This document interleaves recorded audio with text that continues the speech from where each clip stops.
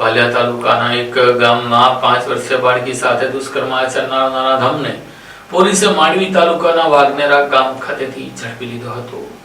વાલિયા તાલુકાના એક ગામમાં 5 વર્ષની બાળકી ઉપર દુષ્કર્મ આચરવાના ચકચારી મામલામાં પોલીસે ગણતરીના સમયમાં નરાધમ આરોપીને ઝડપી પાડી તેના વિરુદ્ધ કાયદેસરની કાર્યવાહી હાથ ધરી છે। ઔદ્યોગિક વસાહત ગણાતા ભરૂચ જિલ્લામાં અનેક વખત દુષ્કર્મના બનાવ સામે આવી રહ્યા છે। તેવામાં વાલિયા તાલુકામાં વધુ એક બનાવ સામે આવ્યો હતો, જેમાં એક ગામમાં રહેતી 5 વર્ષીય બાળકીને અજાણ્યા ઈસમે ચોકલેટ અને પડીકા આપવાની લાલચ આપી અપહરણ કરી ગામની સીમમાં લઈ જઈ બાળકી સાથે શારીરિક અડપલા કરી બળાત્કાર કર્યો હતો। બનાવ અંગે વાલિયા પોલીસે અપહરણ અને પોક્સો એક્ટ સહિતની કલમો હેઠળ ગુનો નોંધી આરોપીને સ્કેચ તૈયાર કર્યો હતો। લોકલ પોલીસ, એલસીબી અને એસઓજી સહિતની 6 થી 7 ટીમો બનાવી હ્યુમન ઇન્ટેલિજન્સ અને ટેકનિકલ ઇન્ટેલિજન્સની મદદથી સુરતના માંડવી તાલુકાના વાગનેરા ગામમાં રહેતા 51 વર્ષીય રાજુ શાંતિલાલ ગામિતને ઝડપી પાડી વધુ તપાસ હાથ ધરી છે। આરોપી એક લગ્ન પ્રસંગમાં હાજર હતો, એ દરમિયાન જ તેને ઝડપી પાડવામાં આવ્યો હતો। પોલીસે આ મામલામાં 500 થી વધુ શકમંદોની પૂછતાછ શરૂ કરી છે।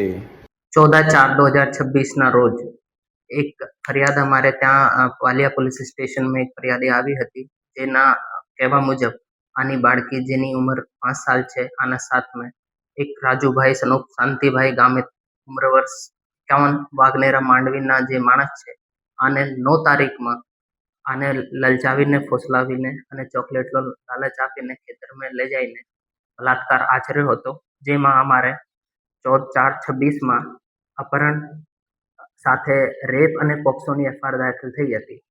જોકે આરોપી ત્યાંથી નાસી ગયેલ હતો, જેથી આની શોધખોળ માટે અમારે એલસીબી, એસઓજી અને લોકલ પીઆઈના નેતૃત્વમાં 6 થી 7 ટીમો બનાવવામાં આવી અને એ ટીમો હ્યુમન ઇન્ટેલિજન્સ અને ટેકનિકલ ઇન્ટેલિજન્સના આધારે કાલે એક શંકાસ્પદ વ્યક્તિની આઈડેન્ટિફાઈ કર્યો, જેનું નામ રાજુભાઈ છે, જે આરોપી તરીકે છે।